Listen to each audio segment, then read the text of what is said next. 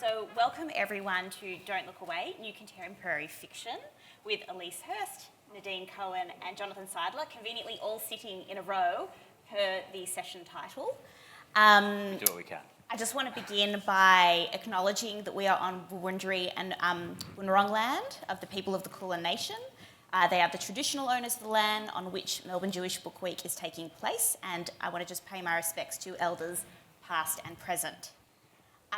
So normally at the beginning of an interview with a single author, I like to summarise the work that we'll be discussing, but since this is a panel of three, it would require the audience hearing just my voice for an awkwardly long time, and I don't want to do that. So what I would love for you guys to each do is just give a kind of summary or elevator pitch of your novel. I have all of them here, so I will hold them up so you can see the covers. And yeah, just let the audience know kind of a summary of what the book's about. Elise, would you like to kick us off? This is like asking me what my husband does for a living. Sure. So my book is about Naomi. She's 27, she's Jewish, and she lives in Melbourne, and she has a job as a curator at the Museum of Jewish Heritage, which is a made-up place, nothing like the Jewish Museum of Australia. So it is fiction, and Naomi is a third-generation Holocaust survivor. She's kind of grown up in the context of being very close with her Holocaust survivor grandmother, her parents who have worked hard and provided her with a wonderful life and many opportunities, and now she's at an age where she is single and trying to figure stuff out, trying to live her life, and kind of fumbling around all over the place while she does that. That sounds like a pretty good summary. Okay, great. Don't ask me what my husband does. I will not. Nadine? I would like to know what your husband does, to be honest. My book is in some ways eerily similar to Elisa's. Yeah. It is about a young woman in her early 30s called Yael. She has recently had a mental breakdown, a significant mental health episode, and the book charts a year of her recovery and the things that help her in her recovery. And it's set in various time zones because it keeps looking back at the past, at her Holocaust surviving grandparents and the relationships she's had and the things that have happened in her life, and kind of look at why she kind of might have got to this breaking point. But it's also funny, as is hers. Yes, they're both full of lols. I can confirm. No lols. I have no lols in my book. All lols. All grim. It has lots of lols. Lots of lols. My book is called All the Beautiful Things You Love. It's a reverse romantic comedy, is what my publisher told me I had to call it. It's about a couple who, it's about a 10-year relationship between a couple that falls apart, and the woman who is in her mid to late 30s is stuck alone in an apartment with all of the detritus and stuff that they have accumulated through their relationship. So she decides to sell it all off on Facebook Marketplace and start her life again. And every chapter is a different item that she sells off, which tells you about how they fell in love, but also about the insane weirdos that you get on Facebook Marketplace who come and buy it. So reverse love story. Yeah. Great. Thank you guys. Now you can hear my voice for a little bit. So your novels have some similarities, they have differences. Obviously, you're all relatively young Australian Jewish writers. Still young. When does that tick over? I don't know, but I think it has something to do with my most recent birthday, which I don't want to discuss. Not according to my nieces and nephews. But as I was reading all of them, I was reminded of a really wonderful poem that you may know, a lot of people in the audience may know, called One Art, by the great American poet Elizabeth Bishop. Some of you may know it from the 2005 highly underrated rom-com In Her Shoes, where the poem is actually read out loud.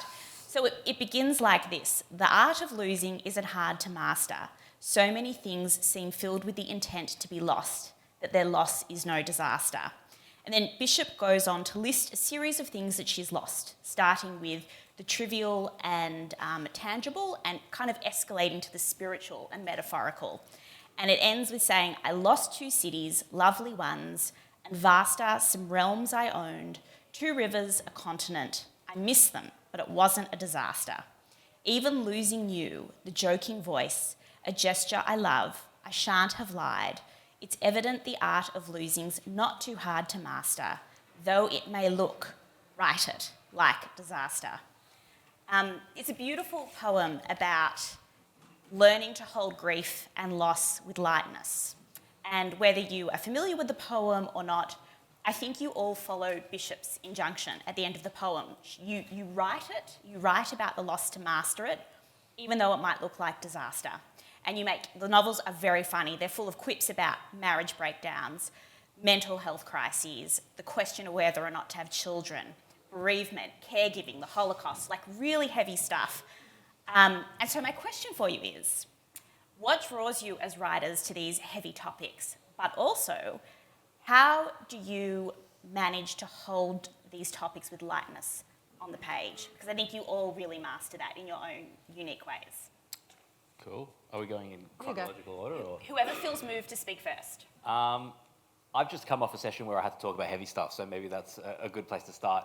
This is my second book, and my first book was a memoir that is very much in line with the other books on this panel. And I think when you have to deal with particularly like heavy mental health stuff and grief conversations, there comes a point where it actually becomes exhausting to have those conversations with people, and it feels like you start not like you're falling asleep, but your eyes get really heavy, and you start tuning out of the really important things.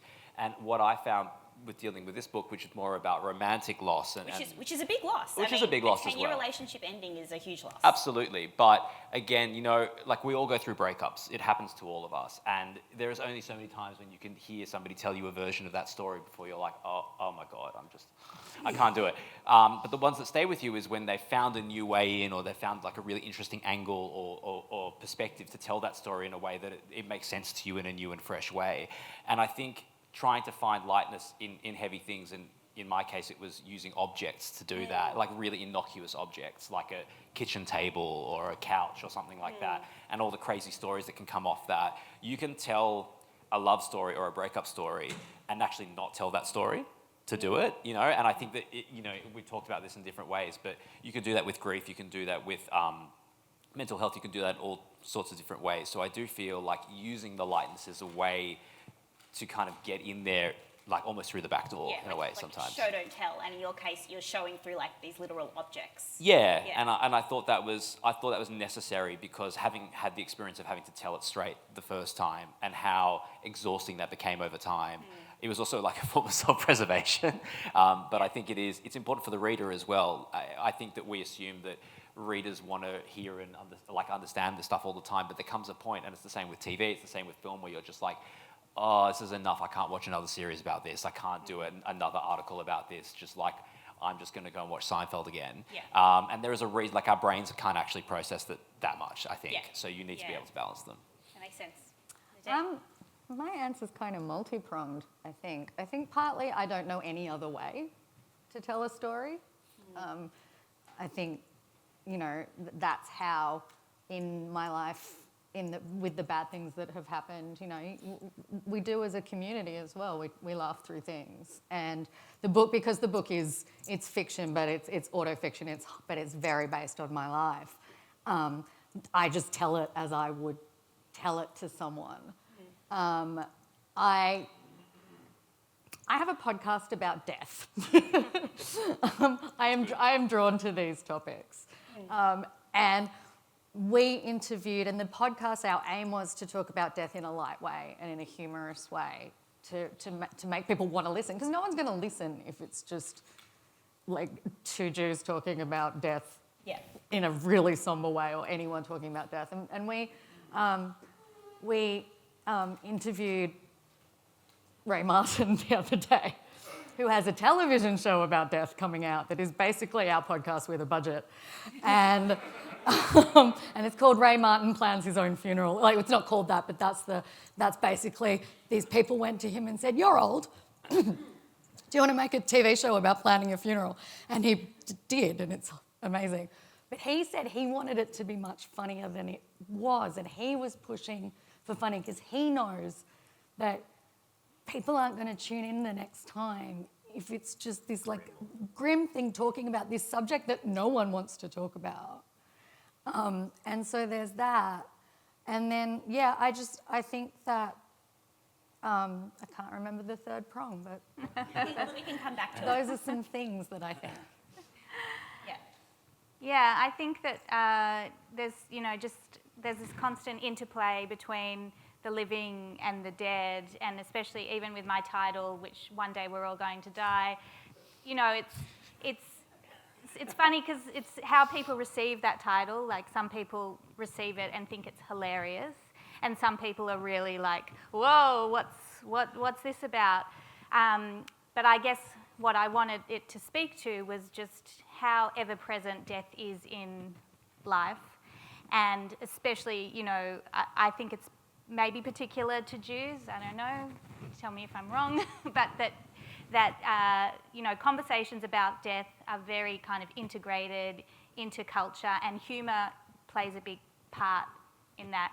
But not only humour, but just the facts of that people die. And, you know, growing up, you know, with Holocaust survivor grandparents, and you're around, like I grew up around my grandmother and her Polish friends, many of whom were survivors, or many of whom had never had children, and there are kind of just these ghosts constantly in the air, and these strange women kind of talking. And, you know, there's a scene in the book which is literally not which is set in an old age home, but it was pulled from my grandmother's table of sitting around while they're trying to feed me sweets, and one of them saying, yeah, I watched my brother was shot right next to me, and, you know, and this is just, here, have another lolly, you know. And one of the other residents is like, oh, this story again. Yeah. We heard this. That's right. Yesterday, yeah. Yeah. So it felt to me like that was so essential to the telling of the story, but that's also how you know, we function and how we cope with life. Yeah, that's great. Also, I realised I have all three authors' bios, and I was supposed to read them out, and I made a It's done, don't worry about it. rookie moderator error. I will not read them now, but I just want to say, if you want more context about their writing and work experience, it is in your program, so you can read it. We'll there. speak them to you Yeah, after. you'll hear it all while we're talking anyway. It's better to just get straight into it, but I just wanted to. We all do lots of things. Yeah. Lots of things involving words. So I want to kind of continue talking about community and also place, like physical place. So you're all the products of Jewish community and family. You've all written about those things, either in your current books, in previous works. Caulfield, Eastern Kilda, Sydney's eastern suburbs, what it's like to go to a Jewish school, what it's like to not go to a Jewish school, which for an Australian Jew can be as defining as going to a Jewish school.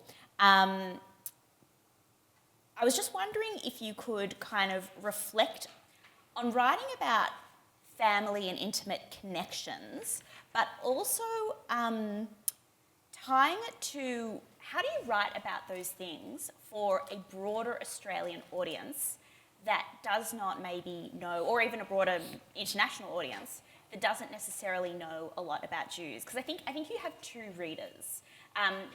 You have readers who know this world intimately, you have readers who don't know this world, and you want to speak to both of them without over-explaining. I think it's a real challenge, and I'm curious to know how you experience the technical challenge as a writer, but also like the emotional challenge. I think I just wrote, I wrote as authentically as possible, and I actually didn't think about my audience. And it was interesting. I think there's something to be said for writing, you know, just trying to write as real and as authentically as possible, because the audience receives that no matter what. If it feels true, then they will take that on. And it was interesting because, you know, it's like maybe my parents or other people who read it said, no, is anyone else going to want to read this besides Jews? But then, you know, my publisher took it on, and really when we were editing it, they didn't change much. They didn't ask me to explain much. They really honoured what was on the page, and it was maybe one review on Goodreads which was like, this book needs a glossary. Otherwise, no. That was me. Yeah, and so I enjoy that it just speaks for itself and it's unapologetic in that way. I mean, the publisher didn't even want to italicize Yiddish words. I think there's maybe a bit of Hebrew in the book. It's now like the thinking is that that's an othering thing to do in language. I mean, like the brief wondrous life of Oscar Wilde, which is like a great novel from maybe 15 years ago, has whole sections in Spanish that are just not translated. It's just like, if you get it, you get it. And if you don't, you don't. And you can look it up on Google Translate if you want to. Yeah. You can? You can. I didn't set out to write a Jewish book. But obviously if I'm writing about my life, it's obviously a big part of my life. It's going to happen. But as I started writing it, I started thinking about how few books I have read or seen, if any, of younger Jewish people in Sydney, and in Melbourne. Like, they're there, but it's not, we have Holocaust books. And then, and so I wanted to kind of show that. I came to want to show that part of culture. And I also, I kind of started thinking there's no representation of Jews in culture in Australia. And I don't think that's necessarily like a travesty because there's only 100,000 of us. Like, I don't think it's, like, I think it would be nice for there to be more, and there should be more, but I wasn't like, this is an outrage. We're like this much of the population. And I ended up writing for The Guardian about that. And so I kind of just wanted to represent Jewish life. How I did it, I wrote, and I had similar discussions to Elise, it sounds like, with my publisher about should we italicize what, and it was the same thing. Like the same conclusion was reached. People can look it up. Yeah. And I didn't really think about audience either. And I think that there are multiple entry points to the book for Jewish and non-Jewish people that, like, the book isn't like, Jewish people will not get all of the book themselves, there's different things in the book that different people are gonna align with or be interested in. Yeah. Actually, you've almost anticipated one of my questions that I wanted to ask, which was about this representation of Jews in Australian popular culture, because one thing I've personally always lamented as a Jewish writer and reader is that there is little representation, particularly compared to the US and the UK. But it's a curious thing because Jews in Australia have still for a long time been quite prodigious producers of culture and journalism and art in Australia. We're just not necessarily representing ourselves, particularly in TV and film. And also what is interesting about all of your books, they're really dialogue heavy, with really fun dialogue that feels snappy and naturalistic, but also really meaningful. So like a common thread that I also felt reading all of your books was this would be a great play, this would be a great TV show or series. Like it lends itself, it's conversations between people. All of your books have a lot of conversations between people. So I guess kind of following on from that, I don't know, I feel I have a little more, I'm a little annoyed we're not on TV and in film more. Like why not? Like why isn't there a kind of equivalent of transparent set in Melbourne? You should see my latest pitch deck. I want to. Do you know what I mean? In the article I wrote about it, where it was a long time ago, yeah. And I think I counted, like I looked back and I think there were like 7 incidents of a Jewish character in an Australian film or television over the whole of time. And yeah, like we should be, and we should be, represented. I don't know if it's going to happen at the moment, but we should be. Yeah. I mean, I feel like things are changing. Like I think that there is going to be more of that in coming years. It's interesting. I think people want to make that happen, but yeah. It's interesting that you asked about place, though, Yeah. because I had, I think, maybe a different experience than the two of you. My next question for you was going to be about London. But Oh, no, well, it wasn't even with my first book, which was about the Jewish community, but I had a note from a friend of mine who's working as my editor because I wasn't published yet, and he was just helping me out. And he said, like, imagine you are trying to sell, like he used the example of the OC, which is a show that we grew up with, which was like about kids in like a rich area in California. He's like, imagine if you've never been there, how are you going to explain that to someone? He's like, because you've written this whole book and I get it, but you need to provide a sense of place. So people who are not Jewish and who have not grown up in the eastern suburbs of Sydney, which is where Nadine and I were talking about, how are you going to make them understand what it feels like? And he used the word like Jew under surveillance by other Jews, which was pretty funny.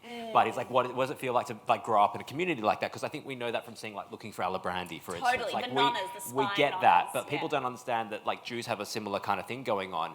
And so I literally pulled out a whole chapter, which like lots of people tell me about now, which was just me describing what it means to be a Jew living in the eastern suburbs as a teenager in the late 90s. And it felt so like, oh, I've got to do this by the numbers.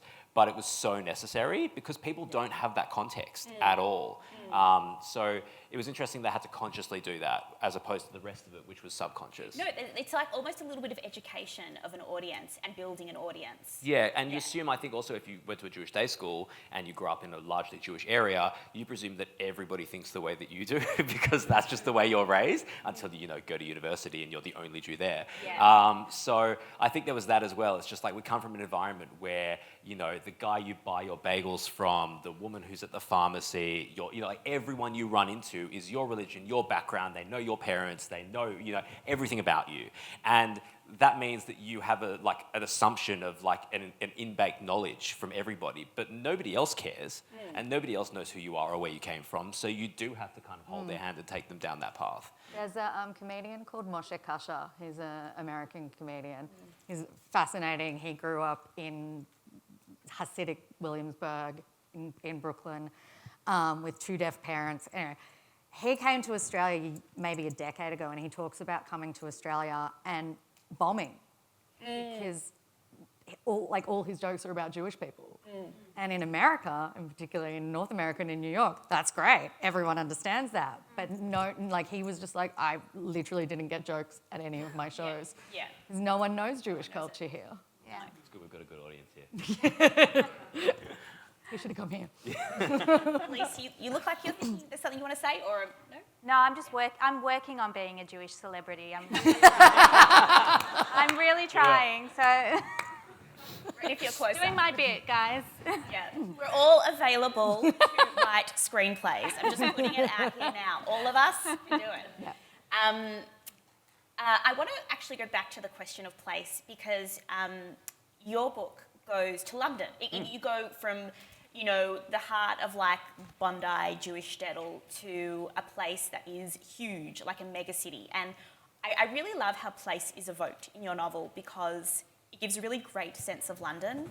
And there's this massive apartment block that this couple who are separating live in. The apartment block is almost like a microcosm of London itself. It's just huge and vast, and it's a real place, right? It is a real place, yeah. How did it feel to go from writing about something very familiar from your childhood? I mean, I know London is very familiar to you, but writing to a place you have a bit more geographic distance from. It's awesome. I highly recommend it. No, it was, I think a lot of writers of any genre do this, where they just try and torpedo themselves as far away from the first thing that they did. I mean, some people write the same thing 15 times, but I didn't want to do that. I necessarily wanted to make it different. And I think, particularly in fiction, which this is and my last book wasn't, it's a playground, and so you want to have the biggest possible playground or sandpit or whatever metaphor you want to use, to mess around in as possible. And like London in particular is just so intense and such a melting pot, and anything can happen around any corner at any given time. So when you are in that realm of like, imagine what could be happening next, in London you can just find those things, they just appear to you. Whereas, not that I couldn't conceive of that in Sydney, but it just didn't feel like it had the scope for me that I wanted, particularly with a book that is essentially about missed and lost connections and about the serendipity of love and then falling out of love and finding new ways to fall back in love. I just feel like there's a reason that all those amazing rom-coms are set in London or in Paris. It's the metropolis that you need. It's that energy that you need.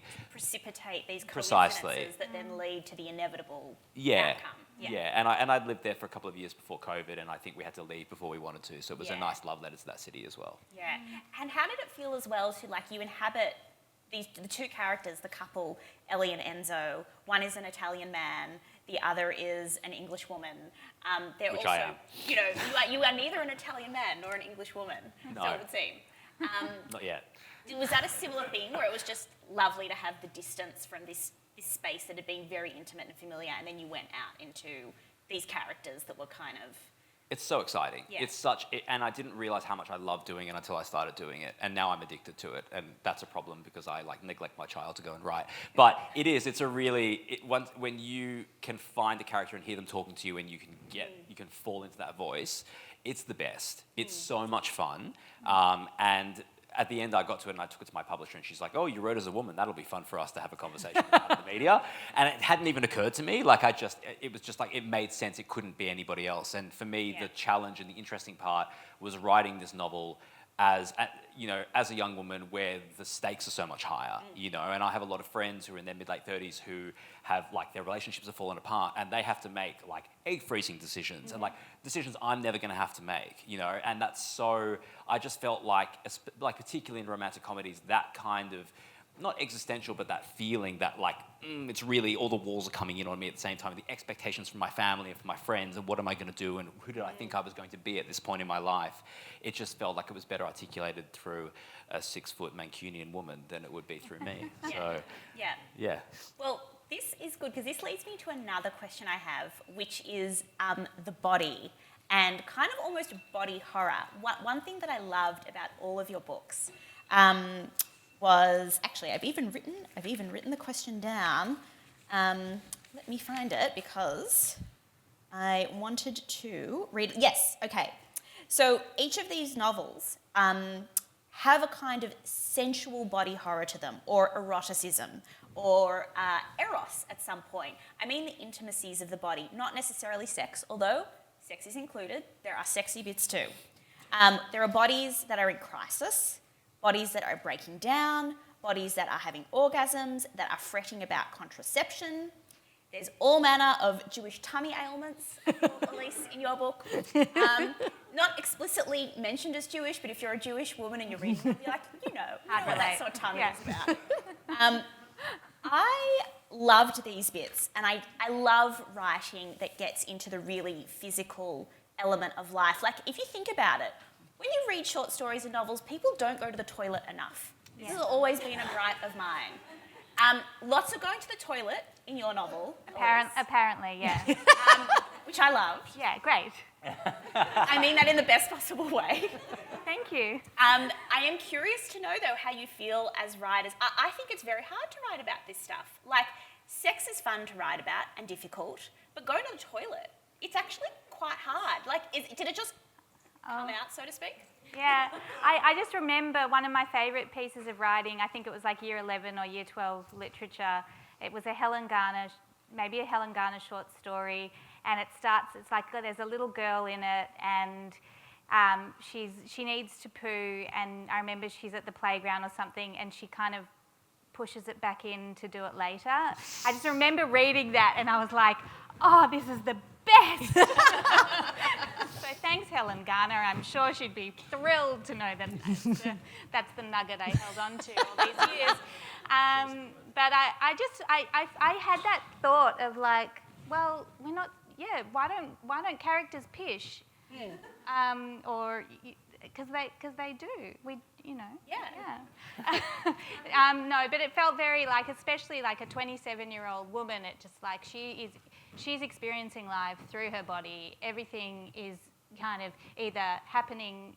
She's actioning things, or things are being done to her, and it was so much about her in relation to the world and all the facets of that, which includes toileting, periods, sex, death.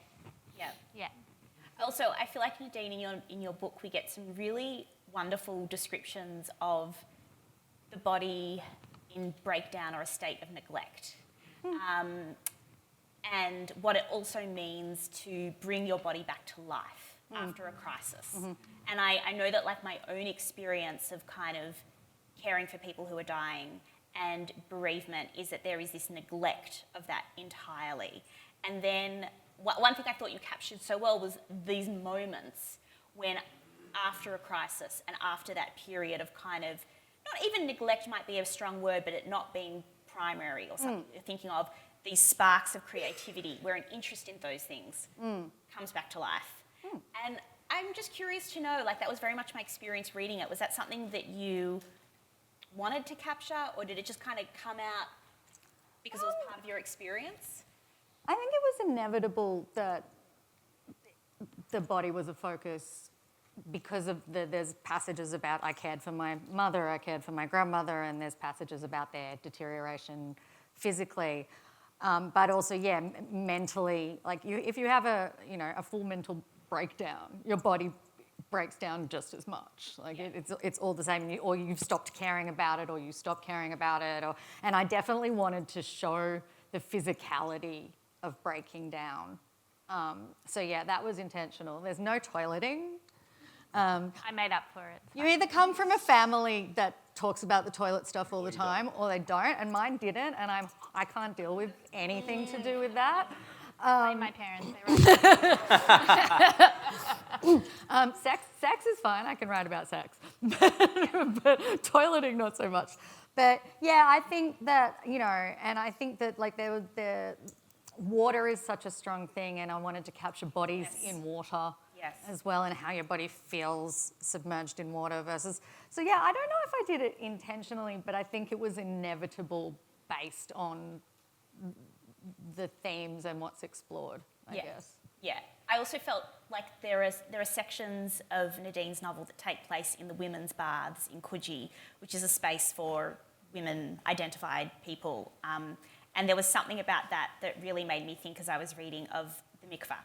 And of water as like a holy and cleansing and restorative space. Even though it's not explicit in there and you don't need to know what a mikveh is, that's like, I was thinking of as the character immerses and like the process of leading up to that. And then finally immersing. There's a kind of very spiritual moment. Yeah, and she has a fear of the water and she conquers it, but like, there are times when the water is dangerous and the water hurts her, and I wanted that to be shown. As well, but like I mean, water as a healing or dark or like as a theme in literature is there's hundreds of thousands of words on that. I'm curious about writing about women and contraception and bodies. I thought you did it remarkably well. Oh, good. That's and good. There are sections where Ellie is. Like women spend a big chunk of their lives trying to not get pregnant, and then they may spend a chunk of their lives also really trying to get pregnant, and sometimes you fail at both, or you succeed at both, And I would love to know about your process of doing that. Was it... Of getting pregnant? Well, you do... Does it speak into the women in your life? Is it just reading about it? Listening to them talk about it? That's interesting. I also wanted to say, I used to watch 24. Did any of you ever watch 24? This is a sidebar. But like Jack Bauer never went to the bathroom. And I was like, how is that possible? He's been hunting terrorists for like 23 hours. Anyway, sorry. It just occurred to me. Once it occurs to you, you can't I can't stop unsee thinking it. about it. Yeah. Yes, so I think it's two things. I read really widely, but I mostly read women. I just have for a very long time, and that's just been a thing that I really love doing. So that experience has come into me through reading, but also most of my friends growing up were women, because I was terrible at sport, and so nobody would invite me into any of their teams. But I think I'm constantly in dialogue and having conversations with women about this stuff, and I've been having it since I was a teenager, right? So there's aspects of trying not to get pregnant, which is obviously what's happening to you as a teenager, but now a lot of my friends are in the opposite. So I have a lot of friends freezing their eggs. I have a lot of friends like freaking out about the fact that like people, they're now what they call like the divorce train, where they're like waiting for like the next round of Jewish men to get divorced so they come back on the market. Like I'm like fully cognizant of all this stuff happening, but I've also had like 3 or 4 friends get married and break up within the same year because of conversations around children that they didn't have before, right? So like this was an actual thing that was like happening in my life, and it was the woman who was deciding that they didn't want to have children, which I think as a society we like accept, but we don't actually accept. We just go like, oh, the conversations around like, but why, or like, the men just don't get asked. Yeah. Like if I was a 57-year-old guy who didn't have kids, no one would ask me about it. Yeah.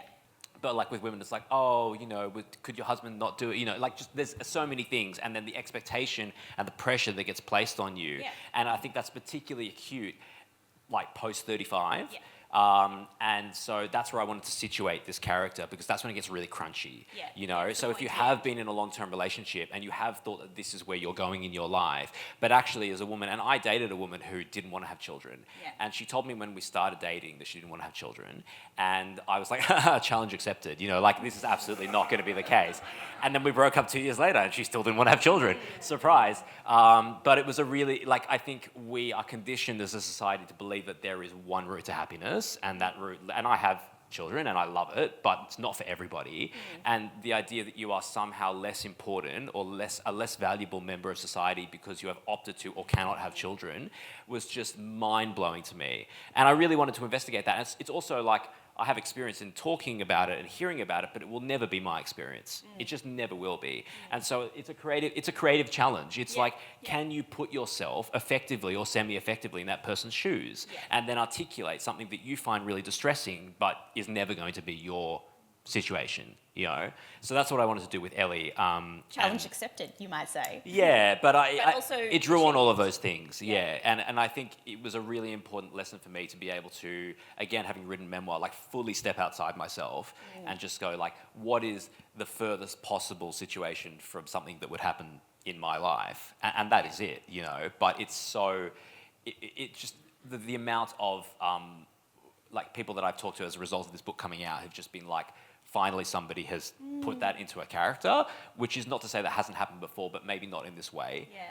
So yeah, it's been really rewarding. Yeah. Nadine, I could see you nodding, because also your character, the character of your protagonist of your novel, is a very beloved auntie. And I feel like I'm also a beloved auntie, very close with like the children in my family.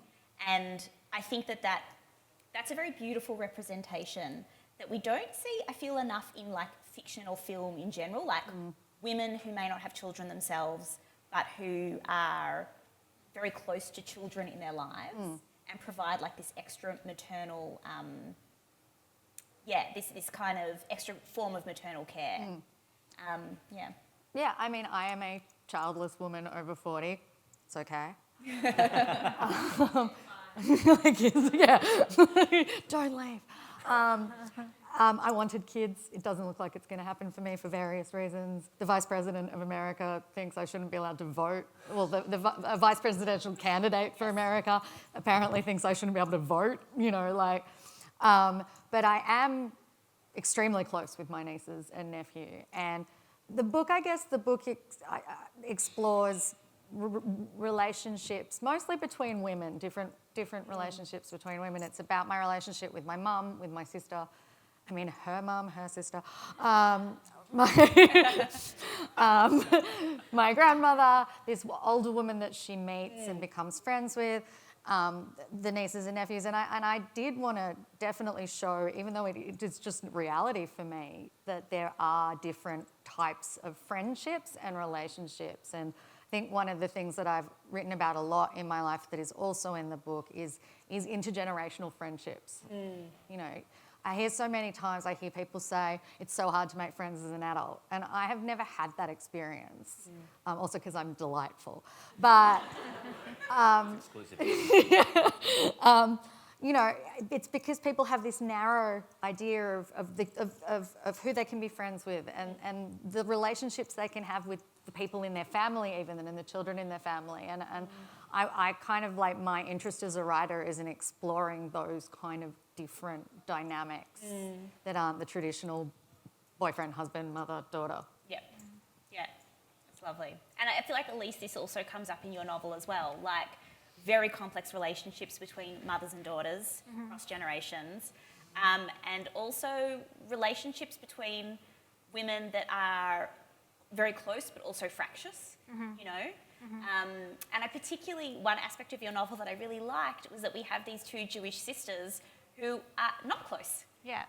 There's tension, Yeah. you know, and they certainly care about each other, but they're not close. Yeah. You know, and I found that actually incredibly refreshing because, again, it's like a representation of a Jewish family bond where the stereotype is closeness and intimacy and even codependency. And stereotypes exist for a reason because there's an element of truth, but there's also the other side of that.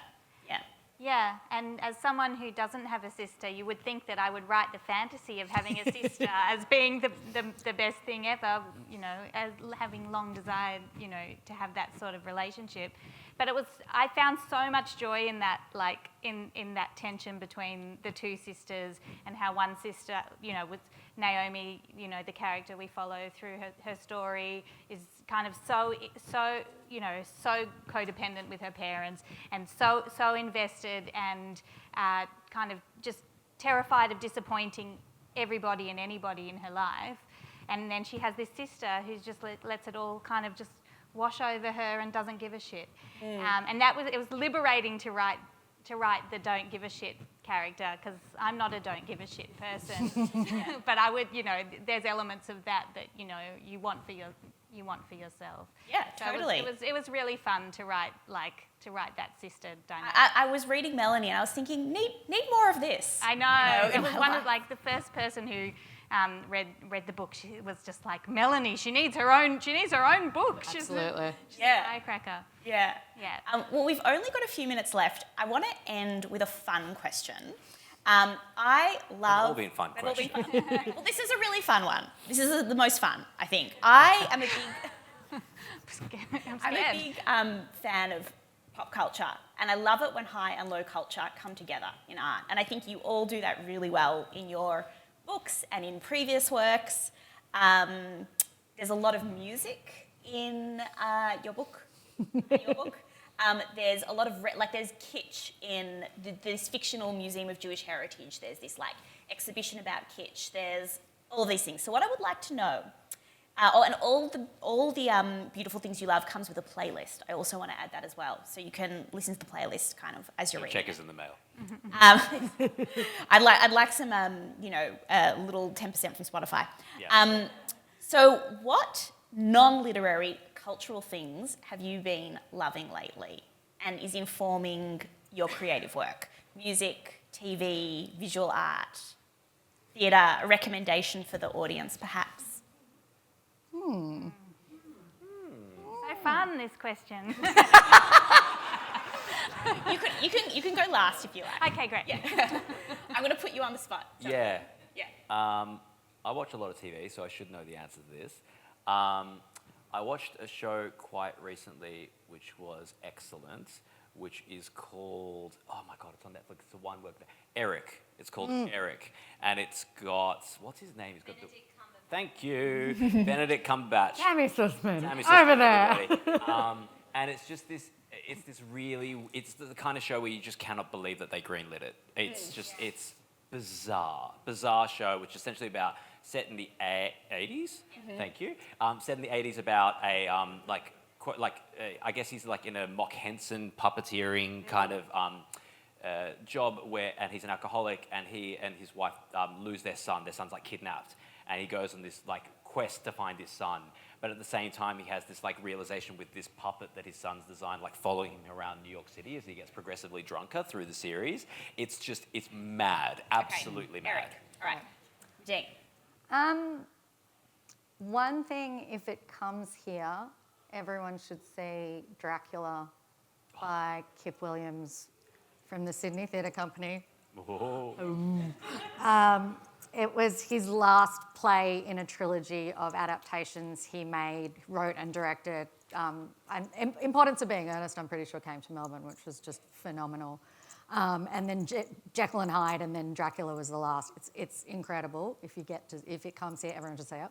I'm a little bit obsessed with, there's a group of like up and coming actor, writer, director, like just young, talented people in Hollywood that are like, I'm just really enjoying following everything that these people do. There's Io Edeberry, who is in The Bear. She's great. And then she's now directing. She directed an episode of The Bear. Then she's in a film called Bottoms, which is amazing, with Rachel Sennott, who's in Shiver Baby, which is amazing, and Molly Gordon, who also is in The Bear, and is best like. And then she and Ben Platt. I say Splat for some reason. Wrote a film called Theatre Camp and directed it, which is incredible. There's just this like group of like young, Like I'd say they're probably late 20s, like maybe some of them early 30s, like just multi-talented young Hollywood people that everything they touch is gold. I think I'm getting energy. I just think like post October 7, sorry to bring that into it, but Fun. Yeah. No, but I've just been getting so much energy from Melbourne Jewish community and Australian Jewish community. Sydney, hello. Sydney's entered the chat. But I just like I'm just loving I'm leaning in, and I've been doing a lot of stupid content on Instagram, but just because I'm enjoying the pickle content. Very good. yeah, It's important to have pickle representation. It's pickles, but it's like looking at these things that are just that, and I find that people are really like talking about like whether people can relate to our stories that are, you know, in our case really have Jewish themes and specificity. People are just loving like going on a tour of Caulfield and Elstonwick, and I just think, you know, we do have such a vibrant community, so let's just amplify it and enjoy it. And for all it's like cringe and kitsch, yeah. So that's what I'm just loving. great Yeah, clap for that. Lovely. I think we're out of time. Sure, I think we have time for 2 questions, or maybe.